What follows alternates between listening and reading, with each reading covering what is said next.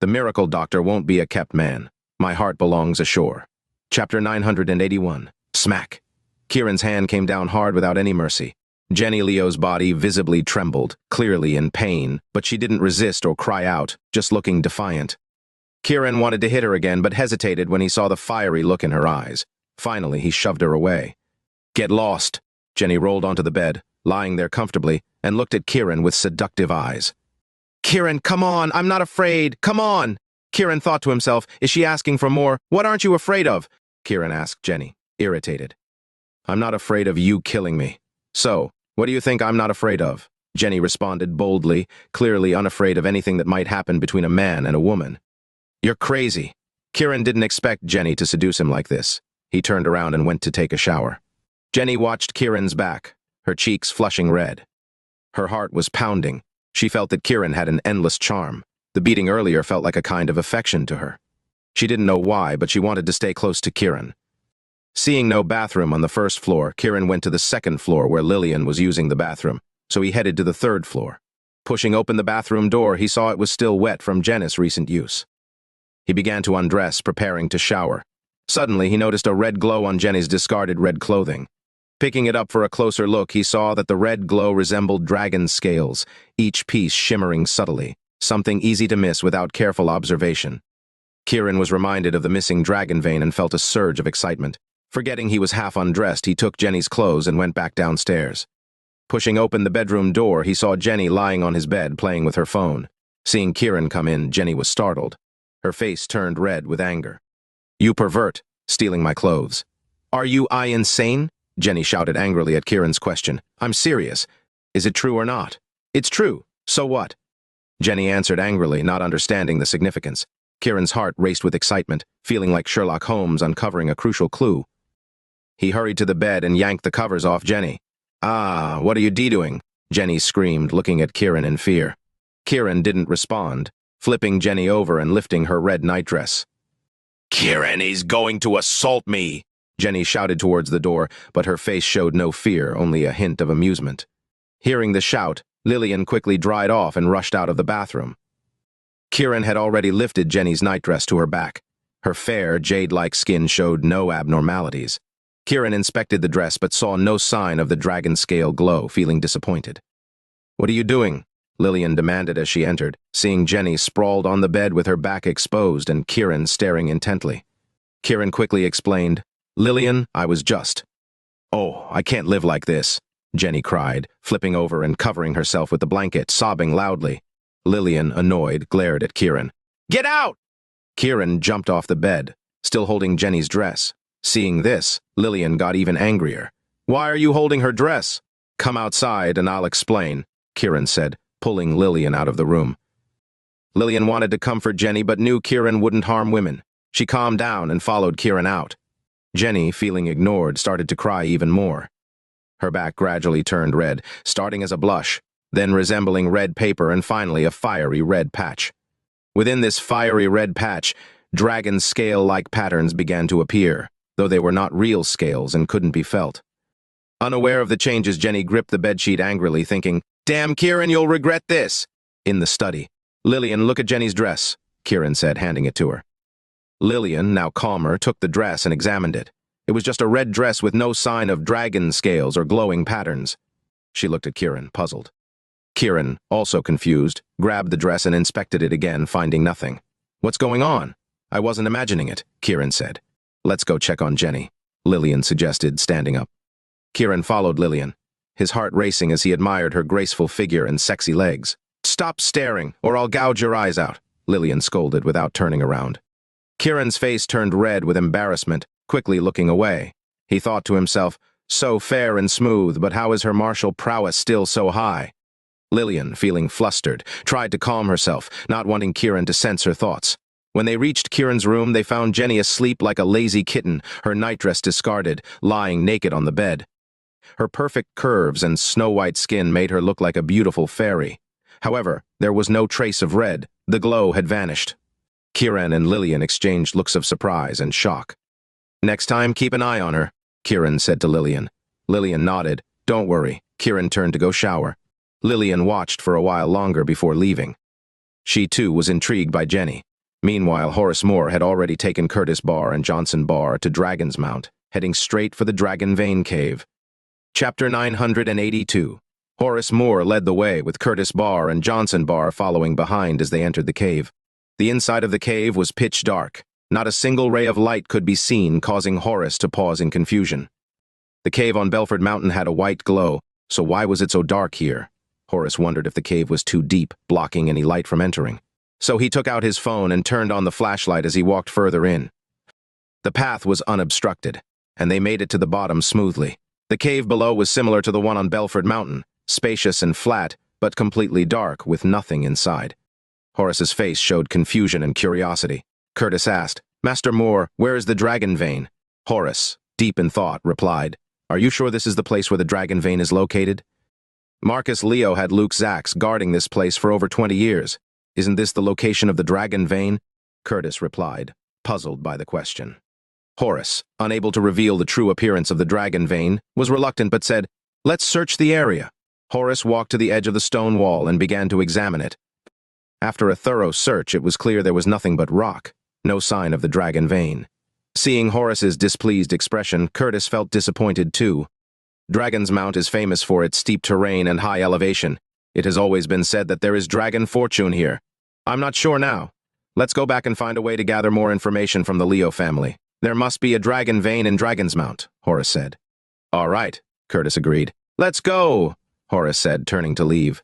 Curtis supported his injured son and they followed him out. Johnson, feeling cold and chilled to the bone, remained silent throughout. The three of them left the cave and returned to Curtis' other house in the city. Despite their efforts, they found nothing. Curtis and Johnson were even more depressed, having now become traitors to Dragongate. If they couldn't obtain the Dragon Vein's power, it would all be for nothing. Fortunately, Horace hadn't abandoned them, advising them to rest well while he personally went to gather more information. This was their only solace. Meanwhile, unaware that Horace had already visited the cave, Kiran York stayed by Jenny Leo's bed, sitting cross-legged, guarding her to check if she had any Dragon Vein power. The next morning, Jenny woke up thinking she was in her own bed. She didn't realize Kiran was sitting nearby. Without opening her eyes, she lazily turned over, stretching her white jade-like arms, letting out a soft, alluring sound, and reaching out to relax. She ended up wrapping her arms around Kiran's waist. Kiran felt the strength of Jenny's grip and the softness of her body, and he opened his eyes. Jenny opened her eyes too, and realized she was half naked lying on the bed, hugging Kiran's waist. She was practically offering herself as a naked beauty for Kiran to admire. Her mind buzzed. "Pervert!" Jenny screamed in panic, trying to pull the blanket back. However, it was stuck under Kiran, and she ended up falling on top of him. Kiran, who was about to get out of bed, suddenly found himself pinned down by Jenny. Now it seemed like Jenny, completely naked, was about to assault Kiran. Jenny, feeling embarrassed, screamed and tried to get up but was too weak. After several attempts, she was still on top of Kiran, making it look like she was giving him a massage. Kiran, finding this cute, didn't move, curious to see what Jenny would do. "You pervert! Let me get up!" Jenny shouted at Kiran, frustrated and anxious. Kiran placed his hands flat on the bed, smiling. "I wouldn't dare touch you. If I did, I'd really be a pervert." "You."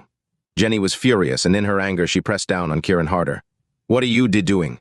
Lillian Yanez entered, seeing the scene, and scolded them loudly. "It's a misunderstanding," Kiran and Jenny said simultaneously. Kiran was indeed innocent, lying flat without touching Jenny. Jenny was the one on top, not getting off. Feeling humiliated and angry, Jenny began to cry. Seeing her tears, Kiran quickly rolled her off him, jumped off the bed and ran out. "Kiran, I'll kill you!" Jenny shouted, putting on her nightdress and running after him. Kiran, heading to the bathroom, noticed Jenny charging at him. He didn't take it seriously and was about to warn her. Jenny's fist flew towards Kiran. Kiran casually raised his hand to block, but Lillian, who followed them out, shouted in fear, "Kiran, watch out!" Kiran felt a chill of danger. Jenny's punch landed on his chest, feeling like a speeding train hit him. "Ah!" Kiran grunted in pain, stepping back several times. He was shocked by Jenny's strength. Jenny didn't stop, continuing her attack on Kiran. Kiran, now cautious, backed away, defending himself. Watching Jenny's beautiful, flushed face, Kiran thought she might be attacking out of shyness. "Stop this nonsense! You're a bastard!" Jenny yelled, continuing her assault. Kiran frowned, noticing her tone was less domineering and more playful. Lillian, standing behind Jenny, didn't intervene but looked shocked. Red energy seemed to flow around Jenny. Could it be the dragon vein's power? Seeing this, Lillian became excited and told Kiran, fight her and try to subdue her. Understanding Lillian's intention, Kiran stepped forward and grabbed Jenny. Chapter 983. You bastard! How dare you grab me? Jenny Leo shouted angrily, thinking Kiran York was taking advantage of her, and her attacks grew faster. Lillian Yanis, watching from behind, noticed that the faster Jenny's attacks became, the more the red energy within her surged. What started as a trickle now felt like a flood. Her beautiful eyes sparkled with excitement. Could the dragon vein's power truly be within Jenny? Lillian remembered that Jenny had once said she would kill Kiran if she got angry. It seemed she indeed had the ability to do so. While Lillian was delighted, Kiran found himself in a difficult position. Fearing damage to the villa, which was their place to stay, he had no choice but to endure Jenny's attacks. Each time he blocked her strikes, his insides churned, and he felt as if he might vomit blood. Jenny, seemingly losing her sanity, grew even more furious each time she saw Kiran standing unharmed after her attacks. "You bastard, I'm going to kill you," she shouted, her moves becoming even fiercer. After about 10 more attacks, Kiran felt as if Jenny was pumping him full of energy. His body felt like an overfilled balloon, ready to burst. At that moment, another attack from Jenny came his way. Kiran, unable to endure anymore, opened his arms, bent down, and dodged her strike. He reached out and grabbed Jenny's waist. "Ah!" Jenny screamed in fright. The energy within Kiran seemed drawn to Jenny, and he instinctively leaned in to kiss her. Jenny, about to scream, found her mouth covered by Kiran's. Her fury vanished instantly, and she wrapped her jade-like arms around his neck, kissing him back passionately. Kiran felt the energy within him flowing like water circulating between their bodies. The energy began to dissipate, absorbed by their bodies. When they finally separated, Kiran felt significantly stronger. Jenny, on the other hand, seemed calm and docile, like a gentle woman. "Bastard! Pervert! My first kiss!" Jenny's soft fists rained down on Kiran, but now her attacks were more like a lover's playful teasing. Kiran was shocked. Did she not remember what had just happened? He quickly glanced at Lillian, who also looked puzzled, her brows furrowed in confusion.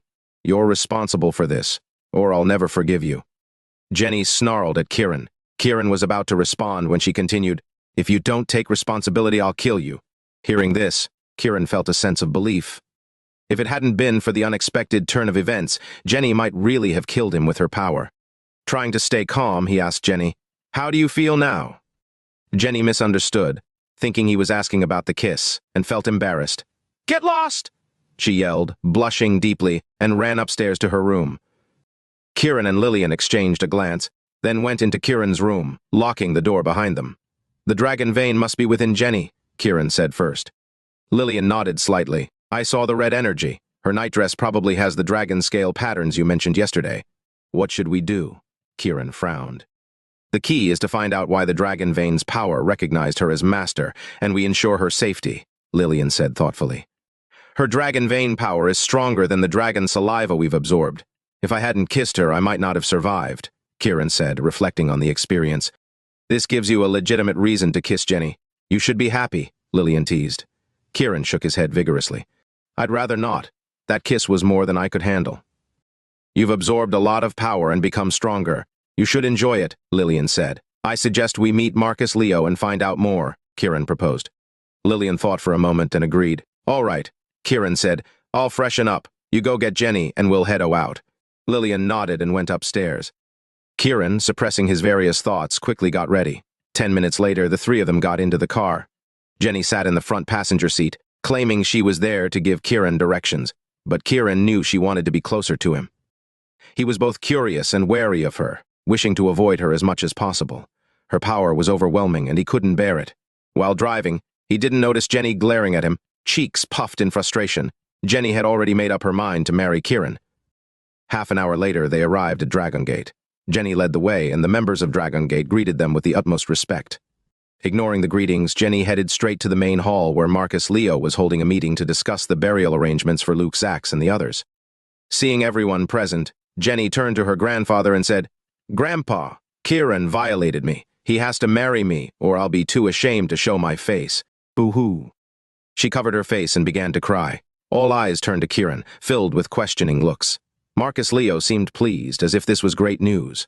Kiran's head felt like it would explode. He looked at Jenny and asked, "What nonsense are you talking about? What nonsense? Did we not share the same bed?" Jenny retorted, wiping her tears. Kiran tried to explain. Did you not see me naked? Jenny interrupted, still crying. Kiran looked to Marcus for support but saw him staring intently, waiting for an explanation. Kiran tried again. Jenny, at that time. Did you not kiss Memi? Jenny asked, cutting him off. Kiran felt defeated, as if there was no way to clear his name. Marcus smiled and turned to Lillian. Sect leader Yanez, please help speak up for my granddaughter's honor. Chapter 984. Don't worry, Master Leo, Lillian Yanez replied with a smile. I'll handle this. Jenny is now Kiran's woman. What did you say? Kiran York was flustered. I have a wife. Shut up, Lillian snapped at him, her voice filled with anger. Kiran, still wanting to explain, saw Lillian's furious warning and hesitated. Kiran, what do you mean by that? I'm not some desperate woman. Countless men want to pursue me. If you hadn't bullied me, I wouldn't even consider you. Jenny Leo retorted indignantly. Kiran was speechless and thought to himself, who bullied you? I almost got beaten to death by you, and you enjoyed kissing me too, didn't you? Thank you, Sect Leader Yanez, for making this match. How about we set a date? Marcus Leo asked, seizing the moment. Sure, Lillian agreed once again. The more Kiran listened, the more outrageous it sounded. What was going on? Were they really planning this? He quickly protested, This is my decision to make. You dare disobey me? Lillian's voice was filled with a cold threat. Kiran, seeing her fierce gaze, felt like she was ready to hit him. Despite his frustration, he was about to argue when Lillian warned him, If you dare oppose this, you'll bear the consequences. Kiran, still not satisfied, shouted, I can't be with her. It will harm her. Everyone else leave. Lillian commanded the people in the hall. The crowd quickly dispersed, leaving only Marcus, Bradley, Kiran, Lillian, and Jenny. Jenny glared at Kiran, waiting for an explanation. Jenny, how about you go take care of some things? We have matters to discuss, Lillian said kindly to Jenny. Kiran, if you don't marry me, I'll kill you. Jenny warned Kiran fiercely before leaving the room, looking oddly pleased like a child. I can't marry her, Kiran reiterated once they were alone. Marcus and Bradley's faces grew tense, although they tried to maintain their smiles. Kiran, don't be stubborn. Jenny is no longer herself. The Dragon Vein's power controls her. If it goes berserk, who knows how many people could get hurt, Lillian explained with concern. Dragon Vein? Marcus and Bradley exclaimed in surprise. Lillian nodded. If I'm not mistaken, the Dragon Vein of Dragon's Mount didn't disappear. It's within Jenny. What? Both Marcus and Bradley were shocked. Kiran, now calmer, said, 12 years ago, when Jenny first came here, it's likely that's when the Dragon Vein attached to her. What should we do? Bradley asked, worried for his daughter. Marcus's face turned serious. Does Jenny possess any special abilities? Lillian shook her head. Even Kiran isn't her match right now. The angrier she gets, the stronger her power becomes. If we don't control this, the results could be catastrophic. However, if we deceive her into marriage and she finds out, won't she become even more furious and cause more trouble? Kiran argued. This is not a deceitful marriage. You two are genuinely becoming a family, Lillian retorted angrily. Kiran looked at Lillian, about to mention the love spell. Lillian shot him a warning glance and said, Jenny needs to be with you so you can manage her power and prevent her from losing control. Kiran felt overwhelmed by the responsibility. He would have preferred not to get involved if it weren't for Lillian's insistence. As long as Kiran can keep Jenny calm, we won't have any incidents, Marcus said. Yes, we agree, Bradley added, looking hopeful. Kiran felt cornered, helpless against Lillian's determination. Has anything unusual happened to Jenny? Lillian asked Marcus and Bradley. With the marriage matter settled, Marcus and Bradley seemed relieved. Bradley looked thoughtful, recalling past events. 12 years ago, her mother passed away. Jenny was deeply depressed and often visited her mother's grave on Dragon's Mount. We don't know what happened during those visits. How did her mother die? Lillian asked. She bled out during childbirth and we lost both of them, Bradley said, his face showing pain and regret. A heavy silence fell over the room. Kiran, now focused on the matter, asked, Has Jenny exhibited any special behavior since then? Bradley thought for a moment. Nothing unusual except that. She only wears red clothing, Marcus interjected. Yes, she only chooses red outfits like a bride. She's done this for years, Bradley added. Kiran and Lillian exchanged a knowing glance, thinking about the red aura and dragon scale patterns on Jenny's clothes. Was it a preference or a disguise? Anything else unusual? Lillian continued. She only eats vegetables, never meat, but she doesn't pray to Buddha, Bradley said. Listening to these details felt like piecing together a story. It made no sense. Could her mother's death have changed her habits? I think she's been through something significant, Kiran said. That's why you need to get closer to her and understand her experiences, Lillian suggested. Kiran felt the weight of the task. Jenny is a good girl. I hope Kiran treats her well, Bradley said hopefully. I'll try, Kiran replied, his face showing determination. The four exchanged looks filled with different emotions, all tinged with hope. Kiran headed towards Jenny's room. Meanwhile, Horace Moor had arrived at Dragongate.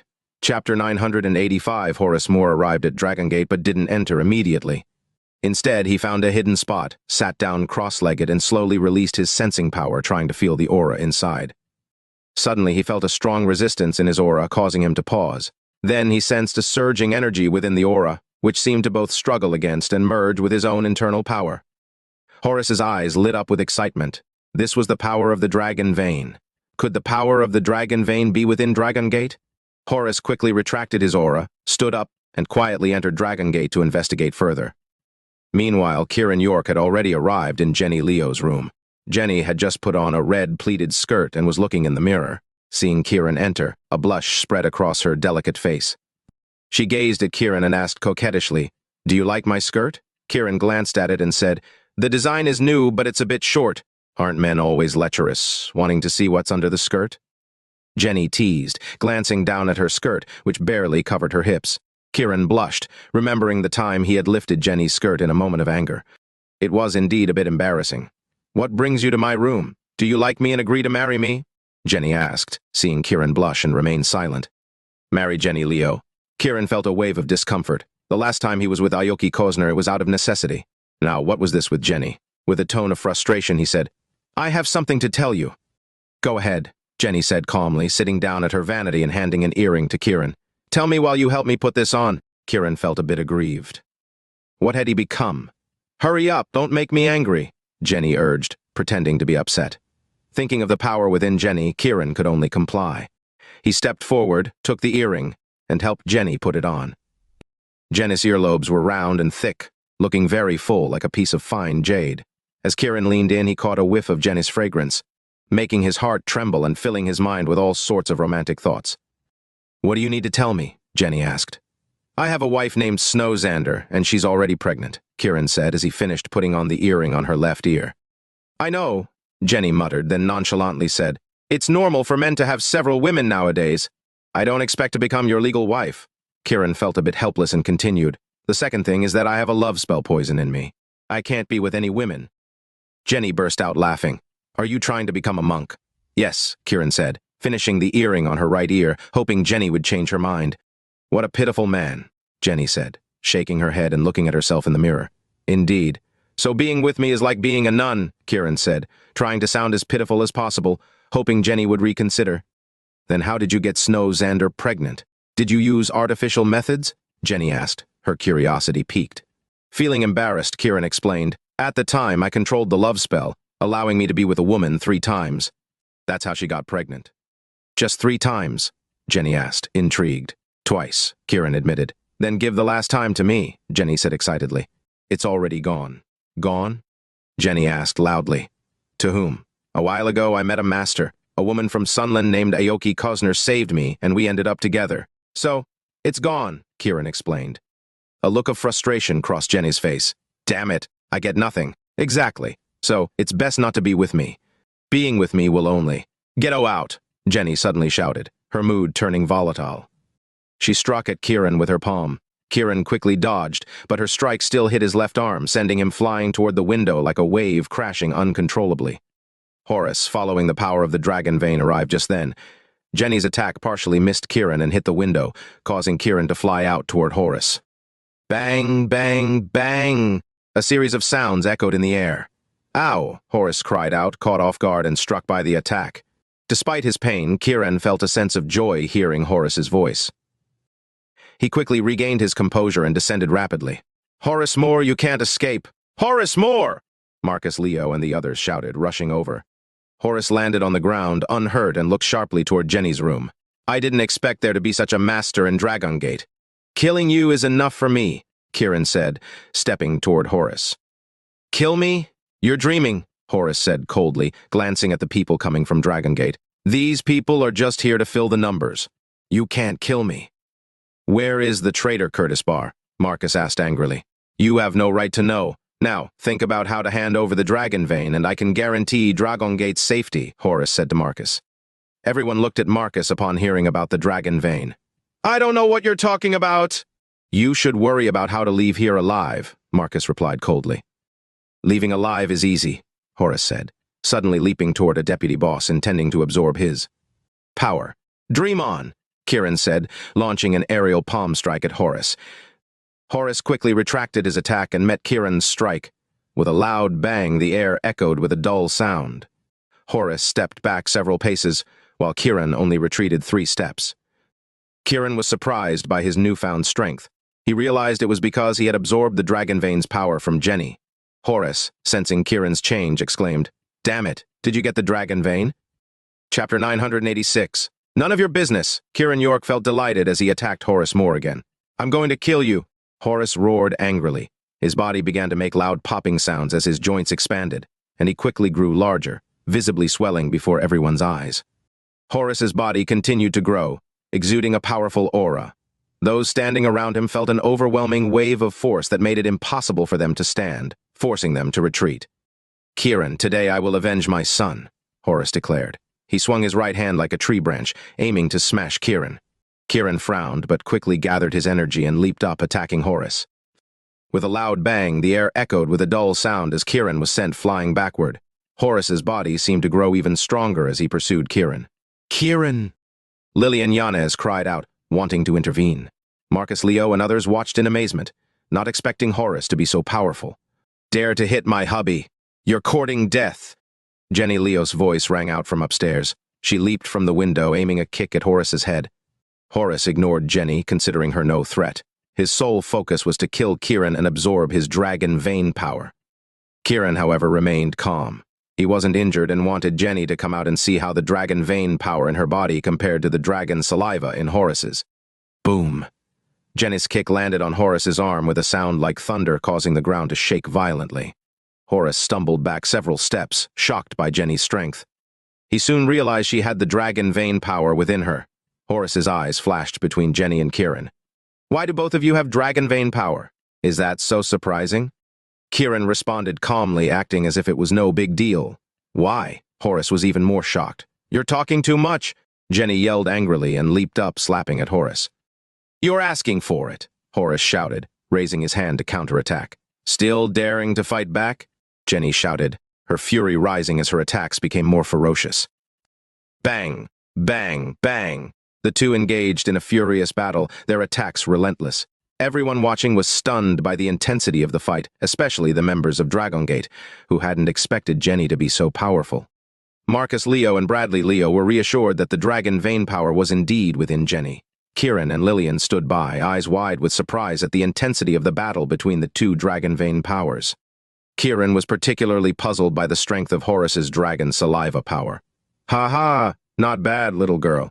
Horace suddenly laughed, taking several steps back to withdraw from the fight. Horace scanned the area and looked at Marcus. "I didn't expect the dragon vein of Sacred Dragon Mountain to end up in your Leo family members. You're impressive." "Until next time." With that, Horace leaped up and quickly left. "You won't get away!" Jenny shouted angrily, ready to chase after him. Kiran stepped forward and grabbed her arm. "Let it go. You lousy man, I'm helping you out and you're just watching. If you had stepped in, we could have killed him." Jenny scolded Kiran, ready to hit him. "Sister Jenny, Kiran intentionally let Horace go," Lillian Jans explained. "Intentionally?" Jenny fumed. "Yes, I let him go on purpose." Kiran nodded, turning to Marcus. "I guess Horace is already leaving Dragon City. We should chase him now. As for Curtis Barr, please handle that." "Thank you, young Master York. We hope you can help clear out the traitors," Marcus said gratefully. "Don't worry," Kiran assured him. "Jenny, are you coming with us?" "Of course," Jenny replied, then looked at her grandfather Marcus and Father Bradley. "I'm Kiran's now. If he doesn't want me, I'll kill him and come back." Marcus and Bradley were speechless, not understanding why Jenny had become so domineering. Kiran and Lillian exchanged a puzzled glance, wondering what was so unique about the dragon vein power within Jenny. They knew they would have to spend time with her to uncover the mystery, as the power's marvels warranted further study. "Goodbye, Dragongate Master," they said, bidding farewell to Marcus. With Jenny in tow, they got into the car and drove away. "Another 2 days have passed, and we're getting closer to Lady Meiji's 1-month deadline," Kiran said to Lillian. "Who's Lady Meiji?" Jenny asked. "A demoness from Sunland who almost killed Kiran in his sleep," Lillian replied. Damn it, Jenny cursed. Let's go to Sunland right now. I'll help you kill her. Kiran almost laughed at Jenny's bossy demeanor. Was something wrong with her? Lillian shot Kiran a look. Stop daydreaming. We need to figure out where Horace might go next. He headed northwest. Let's follow that direction, Jenny suggested. Thinking about the clarity with which Jenny might sense the dragon vein power, Kiran and Lillian nodded. Kiran drove northwest. Horace returned to Curtis Barr's place. How did it go, Horace? Curtis asked eagerly. Horace's eyes flashed with anger. I found the dragon vein, but it's difficult. You found it. That's great, Curtis said excitedly. What's so difficult? Curtis asked, glaring at his son. You don't need to know, Horace replied. Why not? Curtis asked. Why should the dead know? Horace said, grabbing their throats and squeezing. Ah! They screamed in agony. Farewell, Horace said, draining their power into himself. Curtis and his son struggled, their eyes bulging with blood before they died. Traitors deserve this, Horace said disdainfully, absorbing their power and tossing their bodies aside. If I can't absorb the dragon vein power from Sacred Dragon Mountain, I'll go to 5 Rams Mountain, Horace said, heading northwest. Chapter 987. In Kiran York's car. Jenny Leo seemed very excited, being loud and boisterous one moment and acting like a domineering figure, then like a spoiled little princess the next. She was truly a chameleon. Kiran and Lillian Yanas were silent, but they communicated through their thoughts. Kiran thought, could the dragon vein's power be altering her personality?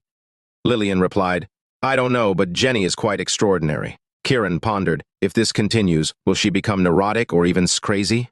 Lillian responded, you should focus on finding a way to absorb the dragon vein power from her and restore her to normal. Kiran countered, the power in her is too strong for me to absorb. It would kill me. Lillian suggested, then find another way. This situation is really troublesome. Kiran asked, where is the northwest direction leading to? Lillian answered, it might be 5 Rams Mountain, another location where the dragon vein exists. Kiran hoped, let's find more answers to help Imperial Dragon clear out the traitors. Lillian didn't respond this time. She harbored deep hatred towards the traitors of Imperial Dragon, gritting her teeth in anger. The car became quiet. Kiran focused on driving. After a while, Jenny seemed like a tired little girl who had played too much and soon fell asleep. Kiran and Lillian, running the car's air conditioning, turned it off when they saw Jenny asleep. However, within a minute they felt the car becoming unbearably hot like a steamer.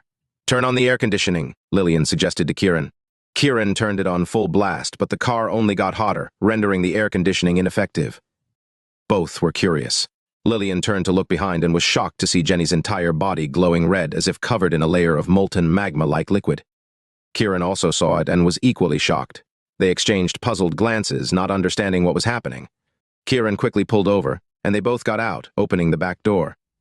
Lillian wanted to wake Jenny, but Kiran stopped her. Don't. Lillian pulled her hand back. Is she cultivating? It seems so, but also not, Kiran replied, frowning. How strange, Lillian mumbled curiously. They stood watching Jenny. She remained oblivious, sleeping sweetly. She even turned over, exposing herself in her short skirt. Kiran averted his gaze, not daring to look at her exposed body.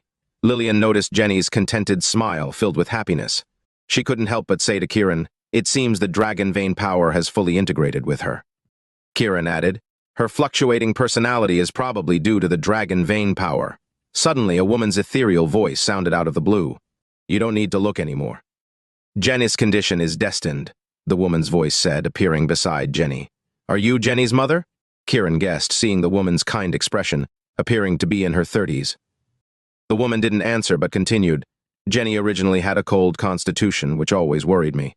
After I died and was buried on Dragon's Mount, above the dragon vein, my soul remained in Sacred Dragon Mountain, absorbing its power.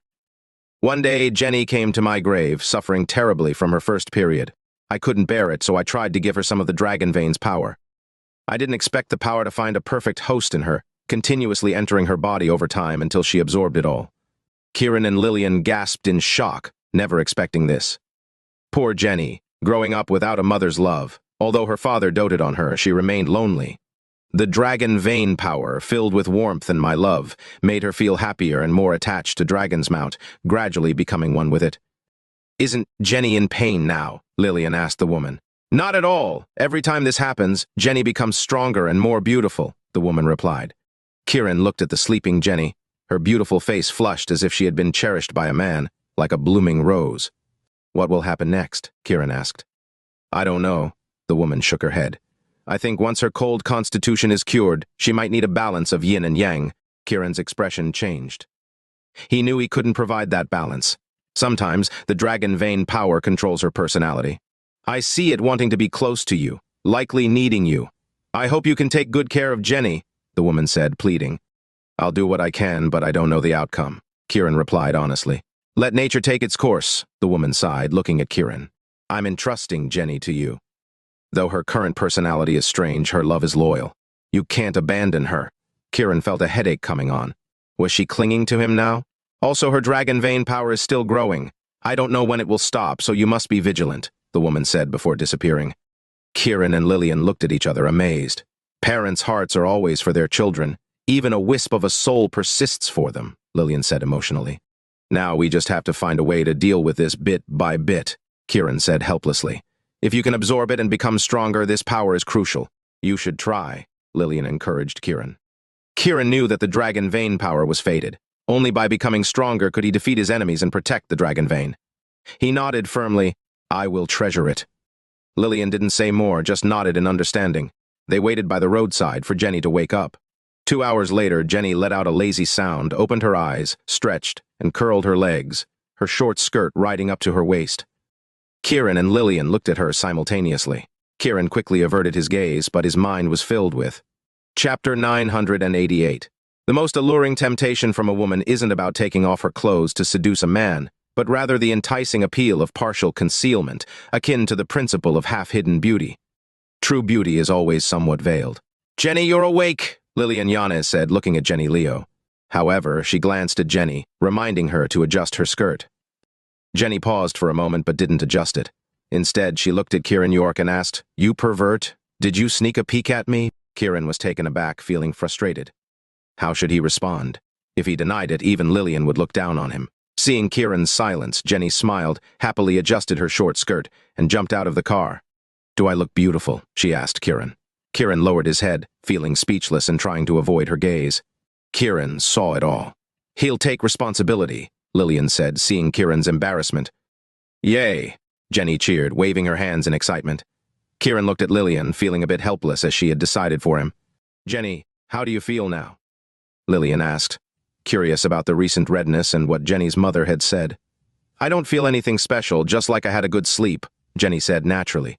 Kiran and Lillian exchanged a glance, both seeing the shock in each other's eyes. Although Jenny claimed she only slept, her temperament and appearance had noticeably changed, as if she were a different person. What's wrong with you two? Jenny asked curiously. Did you dream of anything? Kiran asked tentatively. No, Jenny responded firmly, glaring at Kiran. I wouldn't dream of a pervert like you. Kiran felt embarrassed and rubbed his nose. How did he become a pervert in her eyes? She called him a pervert but still wanted to marry him. Lillian and Kiran exchanged a look, silently agreeing that Jenny seemed completely unaware of her state. Both felt even more astonished by the peculiar nature of the dragon vein power within Jenny, akin to a mischievous child. Are you two okay? Jenny asked, noticing their odd expressions. We're fine, Lillian replied with a smile. By the way, why did you stop the car here and not drive? Jenny asked, noticing the sun setting. Kiran felt a bit helpless, thinking, we were practically getting roasted by you, and you're asking us? Let's get going, Lillian suggested to Kiran. Kiran nodded. The three got back in the car, and Kiran drove toward 5 Rams Mountain. 2 hours later, as the sun set, they realized it was getting late. The roads to 5 Rams Mountain were mountainous and difficult to drive, so they decided to stay in the nearby Kirksby town.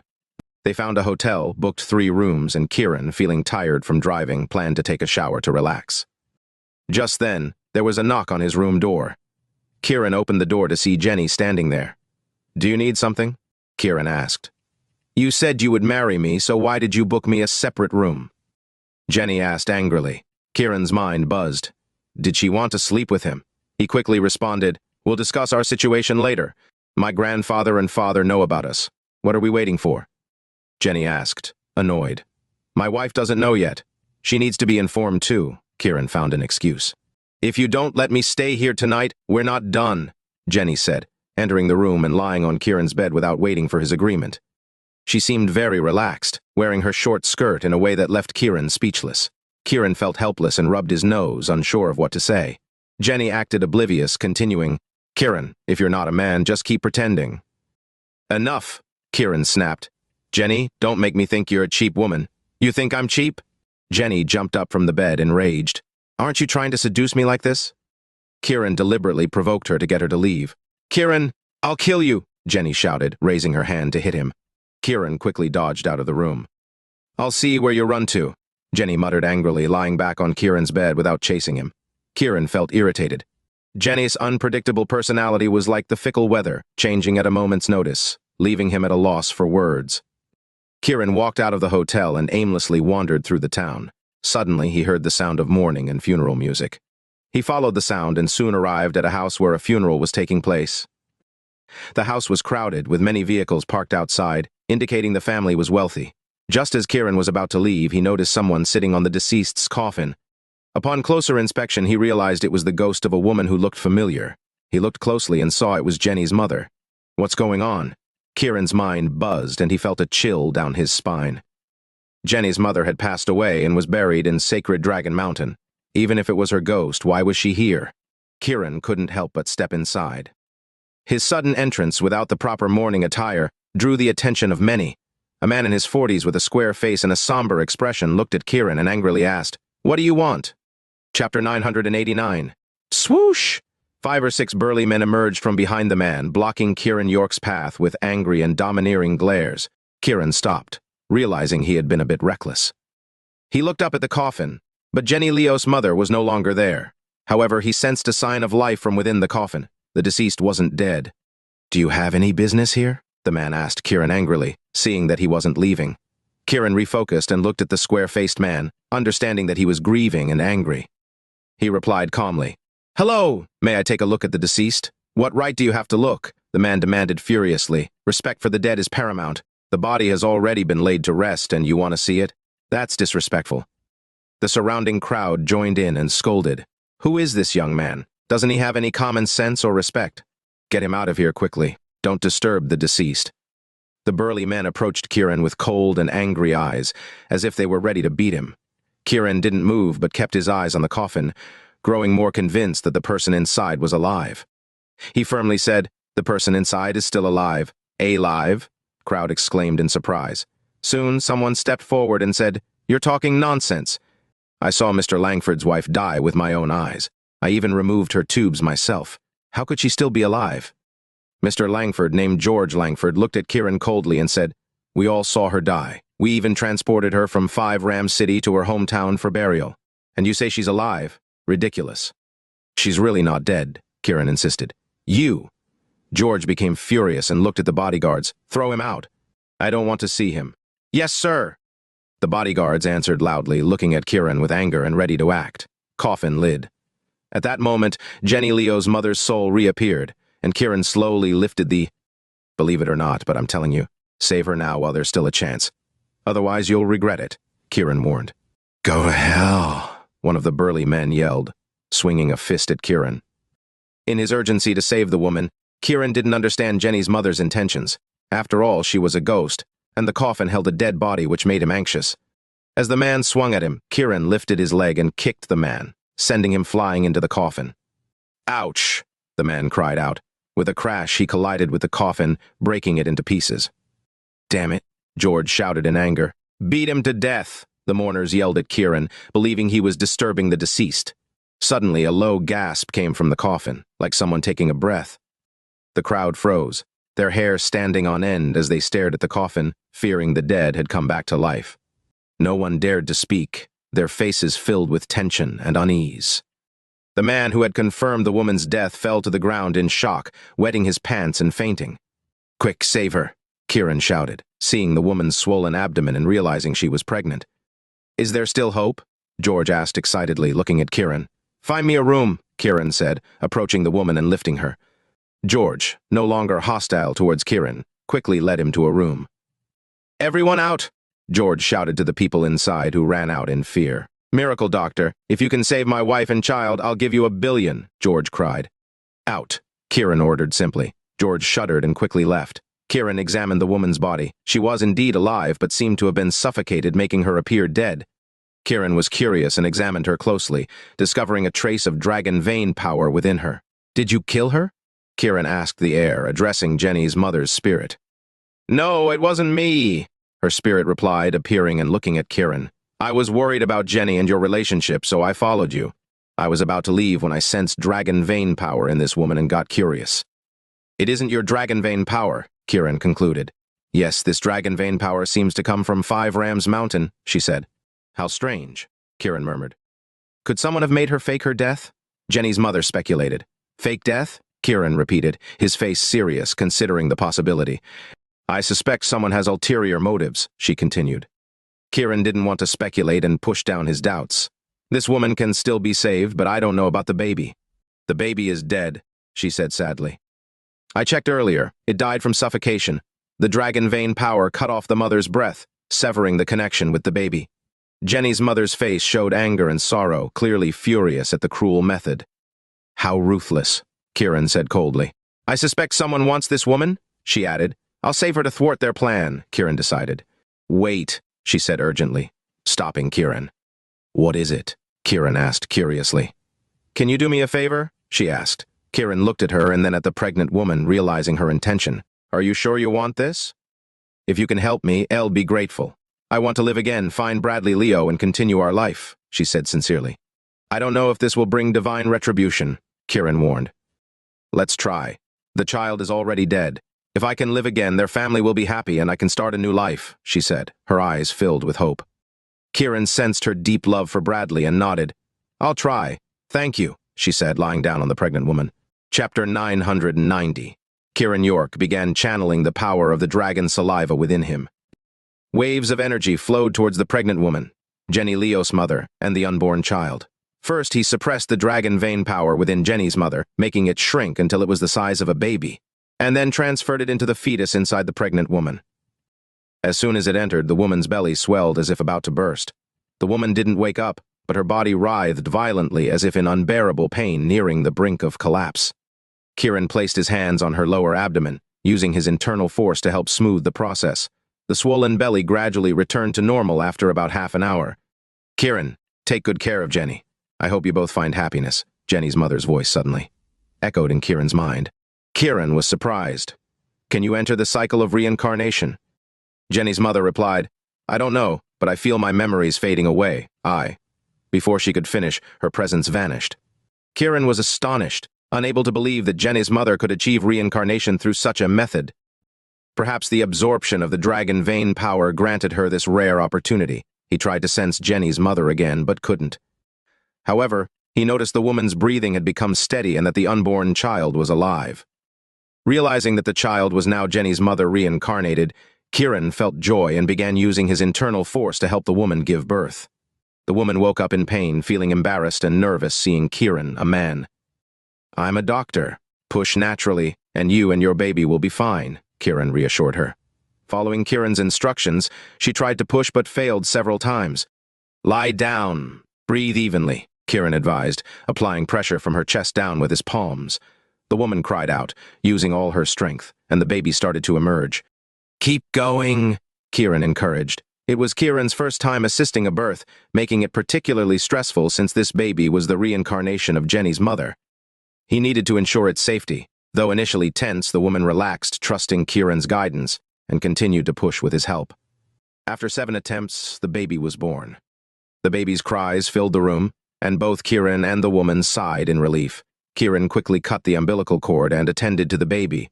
George Langford, unable to wait any longer, rushed into the room. "Miracle Doctor, are my wife and baby alive?" George began, but seeing Kiran holding the baby, he knelt, crying, "Thank you, Miracle Doctor! Thank you." "Clean up quickly," Kiran reminded. "Is it a boy or a girl?" the baby's mother asked weakly. "A girl," Kiran replied. Hearing it was a girl, the woman showed a hint of disappointment and began to cry. George embraced her, saying, "Leah, it doesn't matter if it's a boy or girl. I love them both." Leah, surprised, asked, "Didn't you only want a son?" "When I thought you were dead, my heart broke. I realized at that moment that whether it's a boy or girl, you are the most important to me." "I love both of you," George cried, holding his wife tightly. Moved, Leah hugged him back, and they both wept. Holding the reincarnated Jenny's mother, Kiran felt a mix of emotions. Miracle Doctor, could you name her? George asked, now full of gratitude and respect for Kiran. Considering the child was the reincarnation of Jenny's mother who wished to reunite with Bradley Leo someday, Kiran suggested, how about Layla Langford? Great. It includes both our names representing our dream, Leah said excitedly. Thank you, Miracle Doctor. Thank you. George repeatedly expressed his gratitude and wanted to write a check for Kiran. Kiran waved it off, placing the baby in George's arms. It's fine. You can turn the funeral into a celebration now. Yes, yes. George nodded eagerly. Kiran asked the woman, Did you die from childbirth complications?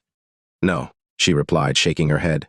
2 days ago, I took Leah to 5 Rams Mountain to pray. She was fine on the way there, but after we returned, she fell ill. At the hospital, incompetent doctors made it worse, leading to this, George explained angrily. You went to 5 Rams Mountain to pray? Kiran asked curiously. Yes, we heard it was a spiritual place, but now it seems like nonsense, George fumed, wishing he could tear down the temple. Kiran noted this information and said, Take care of her here. Call me if you need anything. Thank you, Miracle Doctor. I'll give you $1 billion, George said, preparing to write a check. No need for the money, Kiran replied, handing him his phone number instead. Just call me if you need anything. George was profoundly grateful, treating Kiran like a savior. Kiran said goodbye and returned to the hotel, his curiosity about 5 Rams Mountain piqued. Why target a woman?